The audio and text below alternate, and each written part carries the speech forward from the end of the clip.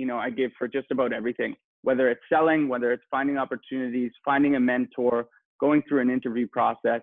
If you're leading with a genuine curiosity about the person in front of you, the conversation is just going to go so much better. Your mentality should be, how can I help this person today?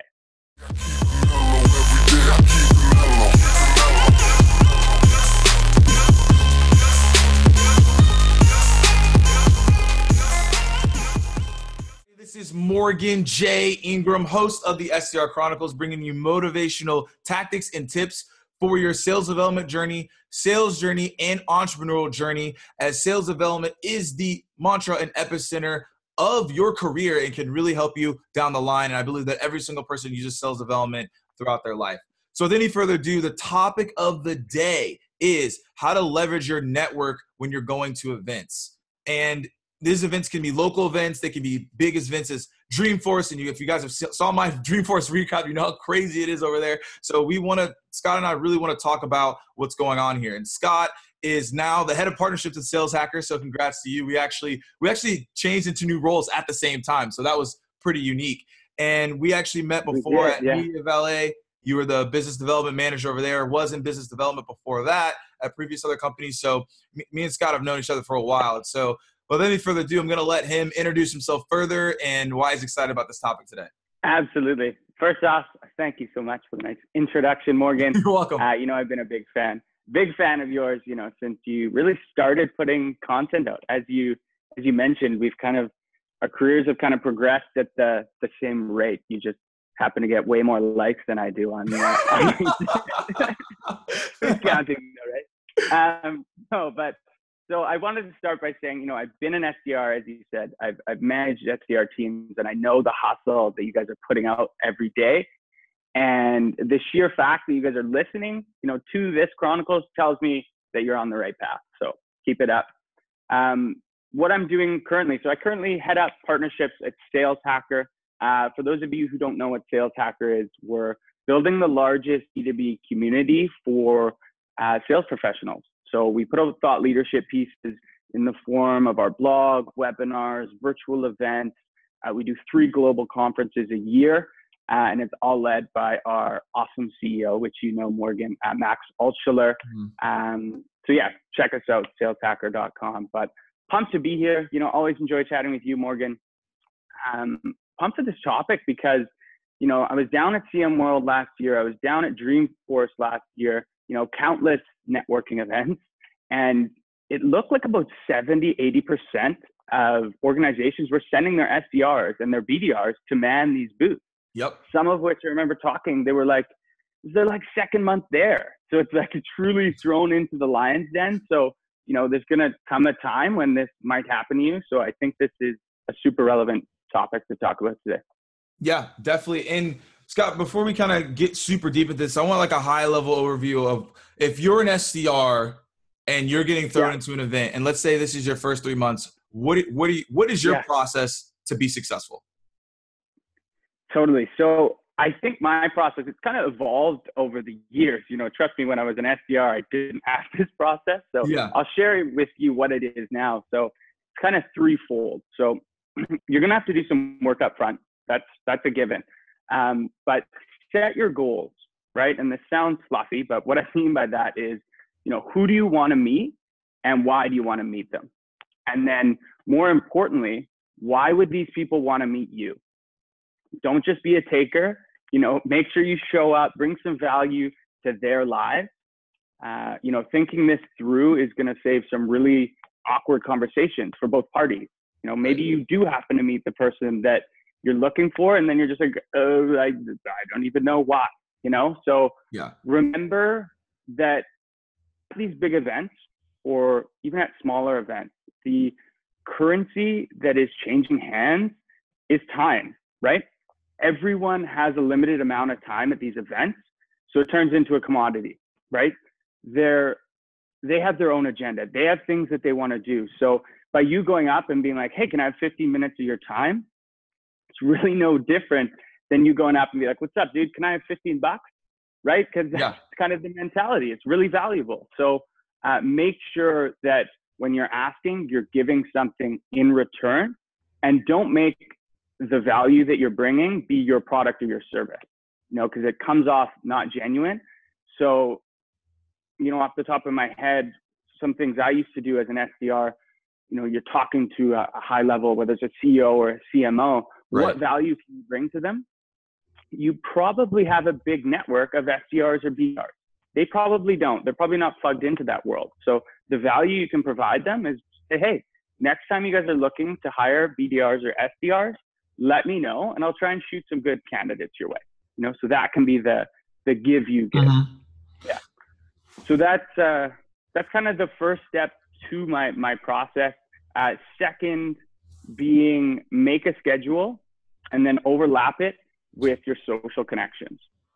So I don't know about you, Morgan, but when I was down at Dreamforce, I literally broke my day up into like 15-minute chunks. Like literally, I knew exactly where the people I wanted to meet were going to be at. There's a million lounges down there, and a million. I had it broken down. Literally a million. There's a million. There's a lot. Yeah, it's a hectic time, and it's overwhelming. And if you don't make a schedule, you're gonna get overwhelmed.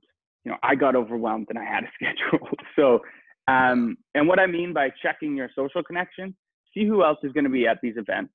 If you see that they're connected to the person that you're trying to get an introduction to, set it up beforehand, send them a LinkedIn, be like, hey man, can't wait to catch up at, the SalesHacker Lounge. It would be great if you could introduce me to X, here's why. 9 times out of 10, they'll say, yep, no problem. And, it's just going to make it easier for all parties involved. Yeah. So talk a little bit more about that, because there are people that are first connections to you that are probably going to the same events. How do you go about reaching out to that person? Is it through LinkedIn? Is it Twitter? Is it an email? Or do you just get their number and just text them? Like how does an SDR prepare themselves for that? If they're new, or if they've been in the role for a while, they may not know that many people. So how do they get those connections further in their network? Very true. It's going to be a gradual process. You're not going to start your SDR career with a ton of connections, but, just even fellow SDRs, make sure that you're building connections with them. And, who knows, they could turn out to be Morgan J. Ingram. This is what happens, So make sure you're building that network. And then as far as outreach goes, I think it's just like, when you're going out to a prospect, you have to find the channel that they're most active on. If they're really responsive to email, shoot them an email. If they're always on LinkedIn, reach out via LinkedIn. If you see that their Twitter game is super strong, then, shoot them over a Twitter message or whatever, right? So I think you just got to pick their channel and then just constantly be working to build that up for future events. Yeah. Yeah, no, I think that is a great point. And so let's talk about a little bit more about the pre-event. And I kind of want to add a little bit of context of what I did for my first time I ever went to an event as an SDR. So it was me. I'd been in the role for about 4 or 5 months at that point, and I went with another SDR who'd been in the role for 4 or 5 months. So we started essentially at the same time. And we knew that going into the event blind was not going to be a good idea at all. We just knew that we wouldn't get as much from it. But what we did is we mapped out the top 20 people we wanted to talk to, the top 50 accounts that we want to get in front of, and we try to get a lay of the land of where we need to be and what sessions we needed to stand outside of. So I want you to talk a little bit more on how do you structure your day, or how did you structure that week of where you were going to be? And how did you schedule that importance? Did you look at the website? Did you look at the sponsors? Did you go in social feeds and see who was going that may have been a prospect? How did you go about that process? Mm-hmm. Yeah, so it was a little bit of all of the above. So a lot of looking at websites. There was even a Dreamforce, for example. There's even websites that will break down every single event that's out there. So it's super helpful. So just do a quick Google search. But I think it's important to remember when you're setting your timeline, it has nothing to do with you. It's all about the people you're trying to meet. So where are they most likely to be? Which events are going to attract your ideal customer profile or the people that you want to talk to? So yes, keep an ear on social media. Make sure you're doing the events, and usually there'll be a breakdown by schedule. Go on the company's website you're trying to talk to. They'll be writing blogs about it. They'll be blowing it up because they're trying to promote it. So a few different ways that you can do it there. That's what I do. Yeah. And do you use like Twitter hashtags to see the photos of what's going on to take a deeper dive? So I'm going to be completely honest with you, Morgan. My Twitter game is terrible. And it's actually one of my big 2018 goals. It's probably like the number one because I get called out all the time on it. Yeah. And it's just one of those things I kind of lagged behind and didn't take too seriously. Right. And now I'm paying for it. So ask me that question again in a year and I'll say absolutely. We'll revisit that. We'll revisit that. Yeah. But yeah, so like, I think the final thing, kind of in my process anyway. So you've done the pre-work, you've scheduled it all out, you know your goals, and then, now you're face to face with the person, right? So the advice I always give is lead with curiosity. This is my advice, I give for just about everything, whether it's selling, whether it's finding opportunities, finding a mentor, going through an interview process. If you're leading with a genuine curiosity about the person in front of you, the conversation is just going to go so much better. Your mentality should be, how can I help this person today? And it sounds a little corny, I know, but don't have the mentality of how can I help this person today through my product or service, right? So you don't want to be that guy. We've all been there. I know you've been there for sure, where you're in that conversation lane and there seems to be like bumpers on either side. And anytime you're trying to get out of like their track, you get bumped back in. Not a nice feeling. No one wants to go through that. It's not good at all, guys. Don't do it. No, don't be that guy. Don't be that girl. It's super transparent, easy to see what you're doing. So truly come with an open mind, lead with curiosity, and 9 times out of 10, you're going to get the respect of the other person, and they're going to be, courteous and hear what you have to say. Yeah, no. And I think that's super applicable. And I would even throw in there, Scott, and you probably can touch on this, like, you need to also talk to your team that's going, because an SDR that goes, it normally isn't just an SDR. There are multiple people, and you have to make sure that you understand your solution and asking the right questions at the booth and prepared to ask those questions before you get there. Because I think what happens a lot of times is people leverage their connections at the event and they connect with great people, but they don't leverage their own connections within their own company to make sure they have good conversations. Totally. 100% agree. Yeah. And even like, I remember I used to listen, whether it's in the office or outside of the office, any waking moment that I wasn't on the phone, I had my ears, listening to everything, because if they have an objection that they handle well, then next time you get it, you don't have to, it's learning from their mistakes, right? You don't have to go through the painful process of being like, I don't know, I'll get back to you. Yeah. Right. We've all been there. It's not a nice feeling, but, going through that, I have found events to be the best possible place to work on objection handling, because you get about, 1,000 in the span of the day that you're there. So it can be really good to kind of ramp you up and get you a solid pitch down. Yeah. And so let's say you're not that connected as an SDR. What are ways that you can get more connected on LinkedIn to really leverage that when you go to events? Yeah, so a lot of times there'll be communities or forums that pop up. LinkedIn groups, it's kind of dying a little bit, but they still pop up. Died. Crazy. Yeah, it's they just, with the new algorithm, it's kind of a little odd. But a lot of these events will have Facebook groups and things where you can chime in and meet people. Remember that there's going to be a lot of people in your position who are going for the first time as well. Like you and I, we went the first time to Dreamforce just this year. So there's a lot of people in that position. Again, just leading with curiosity, see who's out there, and just reaching out. And of course, find those communities that are following the group. Are there unique ways to go find those groups? I have always honestly just done a search on Facebook or use LinkedIn Sales Nav, whatever you have to do. I would just type in the name of the event. That's what I've always done. I put it in as many search engines as I can, whether it's social media search engines or otherwise. and see what pops up. Be a little bit curious, see what's going on. Yeah. And so these tips are great. This advice is great. But what if I'm an SDR and my company's not sending me to events? How do I get sent to the event? And how do I leverage all these connections that maybe I am making? I'm doing these things, but hey, I can't even get to an event. What's going on? That is a great. I remember fighting for the first event that I went to, which was CM World. It's like a Content Marketing Institute one. So yeah. you know, it's helping you, you know, it's filling your pipeline. Of course, it's helping the overall organization at the end, but in the short term, it's helping you. Right.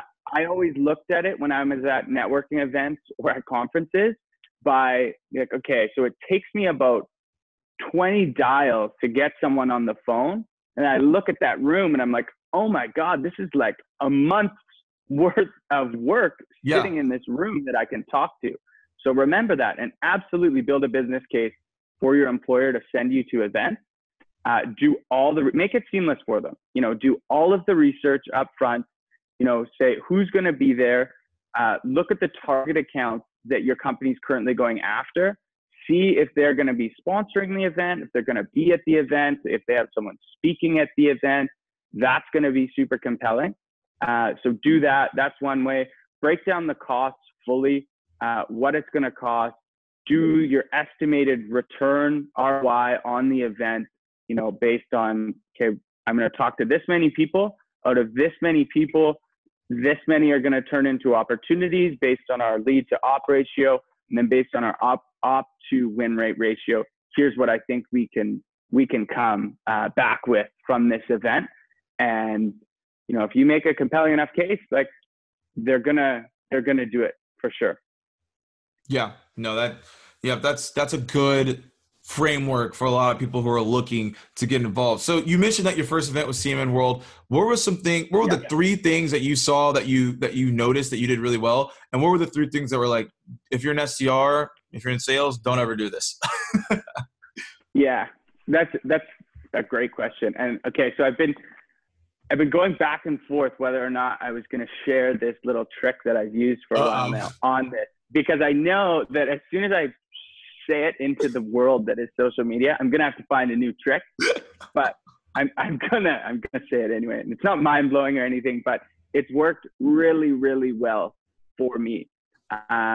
So one thing that I do that works really well, try it at your next event, is so as an SDR, as a BDR, sales exec, whoever you are, you're at the booth and you are having one of those really good conversations that you have multiple when you're at these events, and the people, they're going, you know, you've led with curiosity, you've uncovered their pain point, and they're like, oh my God, your solution is perfect, you know, and fireworks are going off in the background, and we've all been there and we get so excited. They're like, send me an email on Monday. We're setting up a demo. This is perfect. My CEO has been looking for this.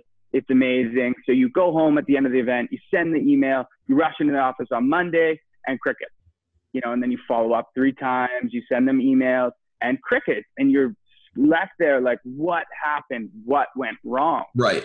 And it happens all the time. And what went wrong is you got lost in that barrage of terrible follow-up emails from people that they didn't meet, from someone that just scanned their badge, and you had no way to stand out. So they completely forgot about you. So what I started doing a few years back is right in that point where you guys are both super pumped and you both decided that this is the perfect opportunity for the both of you. Right. Just pause and be like, okay, this is going to sound super odd, but I know you're going to get like 100 emails after this event, but I want to make sure that you remember me, and you want to remember this conversation, right? So like, of course, absolutely. This is perfect. You're like, okay, so I'm going to put in blue monkey in the subject line.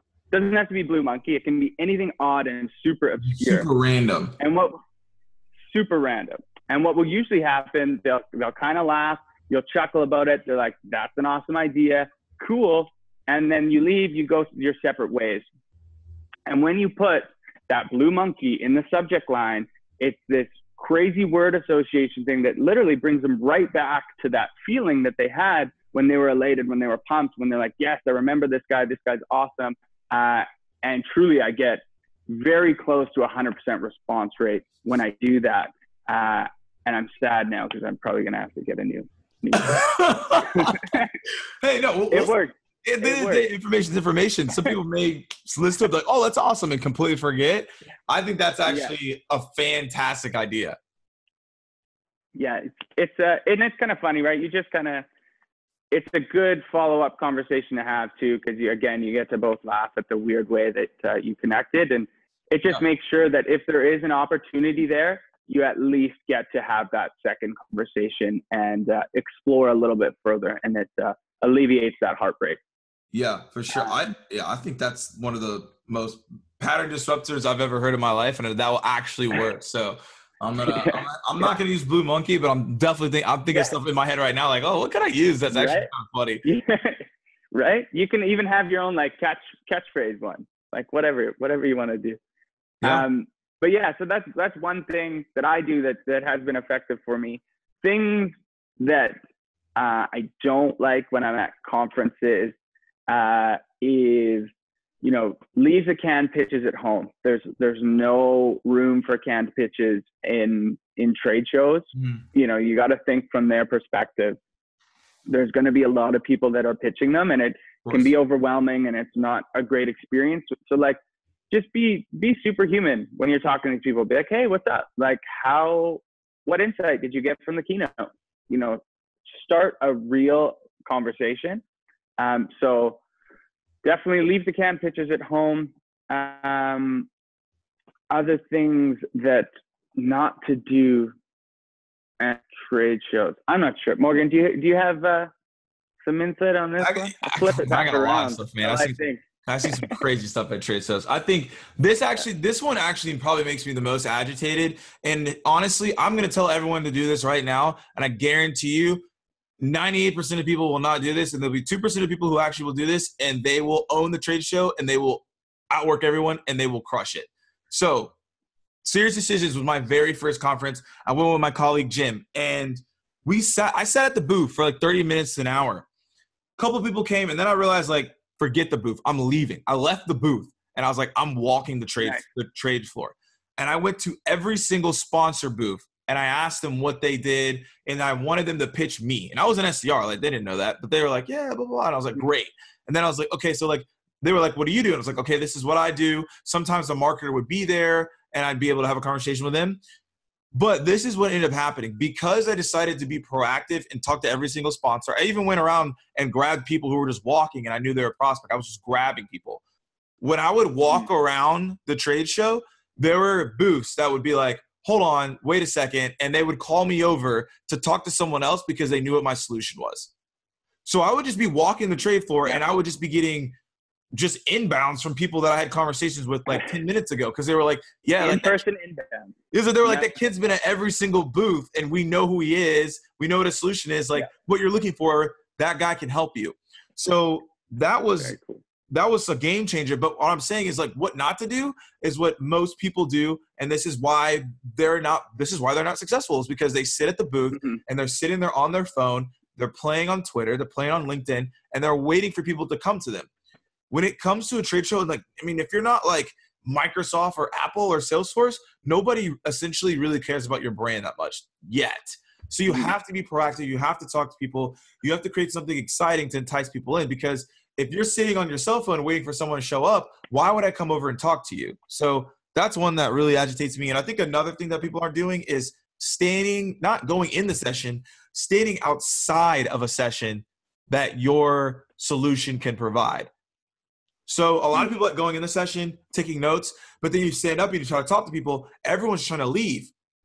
However, if you wait outside a session while people are coming out, you can grab people like, oh, hey, like, I was just walking by, I'm heading to another session, but I just saw you got out of this session that relates to this topic. The reason I'm talking to you is because my company helped with what you just went into. And now you have a conversation. And they can't be like, I didn't come out that session because they just walked out of the session. They can't lie to you. And that topic is relevant to what your solution provides. So those are two things that just are helpful, but people don't do. And I think also what people don't do is actually go to the networking events at night and network and don't talk about business at all, and just be a good person, be friendly, have a good time. And if they ask you about what you have a couple of drinks, have some fun. Yeah, exactly. I would totally agree. I think at the booth, it's all about being, like you said, like be proactive rather than reactive. Because if you're waiting to be reactive, like it's just never going to happen. You know, you'll maybe get the few people that stumble in. My first CEO actually had a rule that there was no chairs allowed at trade shows. Okay. And so ever since I did that, I've just adopted that. Like, there's no need. Yes, you can take breaks. Like, it's not, it's not torture. Like, go take a break if you need to do that. But just like, don't, the prospects or the people that are at the expo should never see you sitting down at your booth, right? It's kind of odd. It's like taking a nap under your desk at the office. You wouldn't do it. You got to have that air of being a professional. Yeah. That's a great point. If you're napping under your desk, then you're in trouble. Yeah. Okay. Unless you're working till 12 at night. Then that's a different story. I mean, if you live there, then okay, that makes sense. But I mean, I don't think you guys are living. Or if you have like a Google Pod or something, have a nap. That's true. That's true. That's a really good point. But yeah, those are things that I've noticed, like, that people aren't doing and aren't leveraging to get themselves out there. Because I think it's actually a lot of the stuff that I said is very simple, but it's just like it's a continuous hustle. I think actually just talk about that in general. Like, talk about how these events are not. They see, like, Dreamforce, if you think about Dreamforce, people are like, oh, it's so much fun, it was awesome, but probably the most tiring event of all time because you have so many meetings and you're hustling all the time. So talk a little bit more about that. I think that's something that needs to be touched on. So honestly, like, it's a really odd experience because it's one of the most energizing yet draining experiences you'll ever go through. Like, you get back to your hotel room after, a full day on the expo hall, then you went to like 3 events, and then you're home and your like brain is still buzzing because you can't really turn it off. It's really just about balance, right? Like, hydrate, like the small things, make sure you're eating, hydrate yourself, drink water, take some time to like read a book, like take 15 minutes and listen to an audiobook, whatever it is you have to do to just kind of like calm down. Because I can imagine if it was like 2 more days, I don't even know, I'd probably lose my mind. But just remembering you're there for an end goal is super important. That's why, at the beginning I said set your goals, and just anytime you're feeling like you're running out of hustle, just go back to the why of the goal, and remember, again, like I said, think of how many phone calls this would take you to get this experience.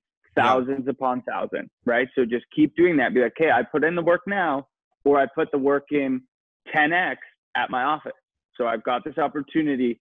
I'm going to leverage it. And that should give you the motivation to just keep going and keep hustling, or keep dialing in your words. Definitely keep dialing for sure. So you're on the phone, but you got to keep dialing through it all. No, I think that's super important. And you also need to do the research of that event too. You got to understand what you're getting yourself into.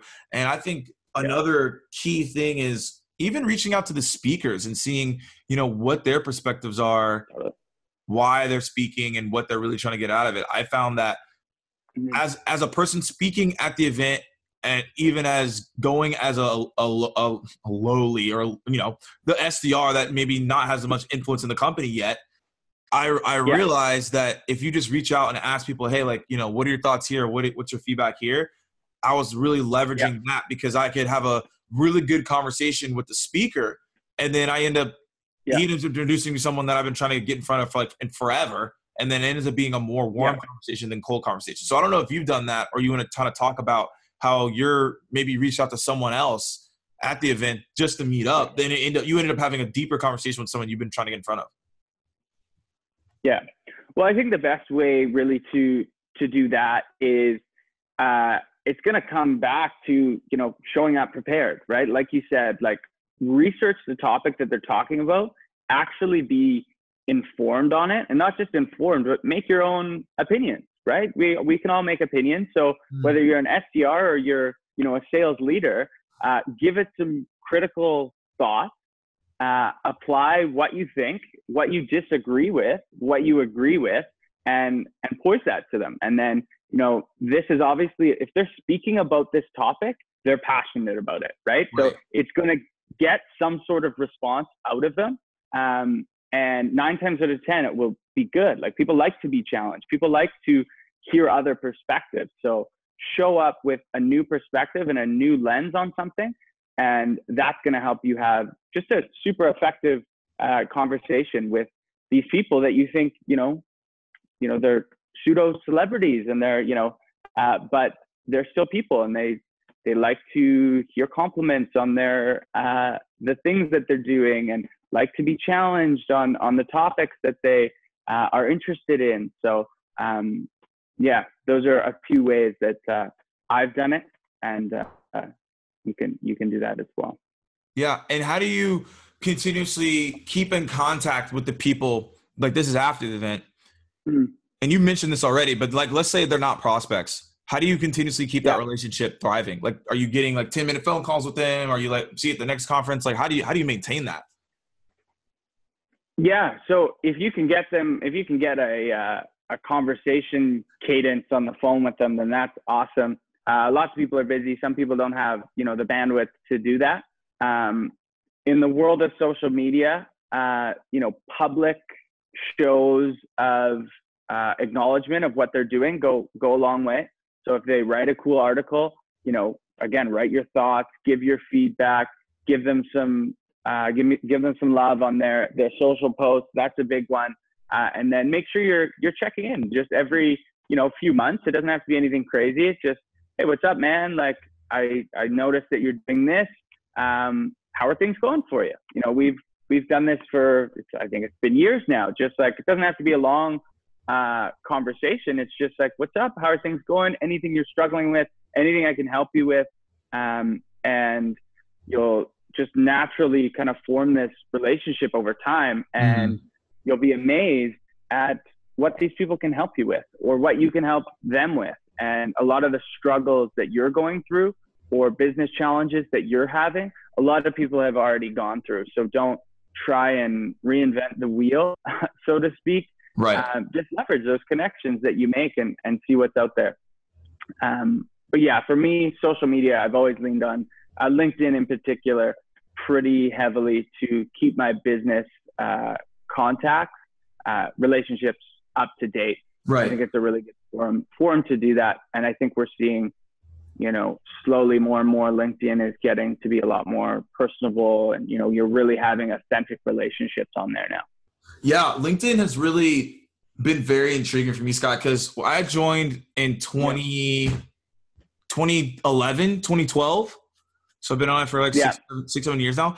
And the cool thing about it is that it's progressed into something completely different. Because when I first got on there, it was like articles, content that was just like from a conference, and that was it. There really wasn't anybody doing any personal brand stuff. There was no video. There definitely was no videos.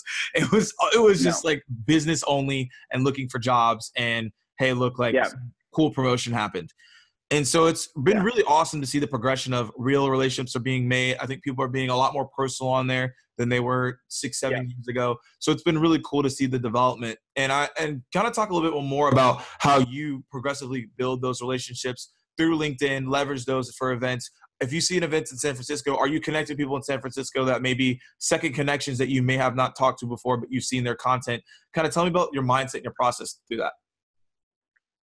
Yeah, absolutely. So if I'm going to an event in the city, first thing I do, I will go through my connections, first level, you know, check it out, reach out to some people, make some plans with them. And I'll just typically be like, hey, like, do you mind I don't even make up who it is. Just be like, do you mind inviting, you know, some people that you think are relevant to like hang out with? And there are always super like-minded individuals who are in kind of the same space.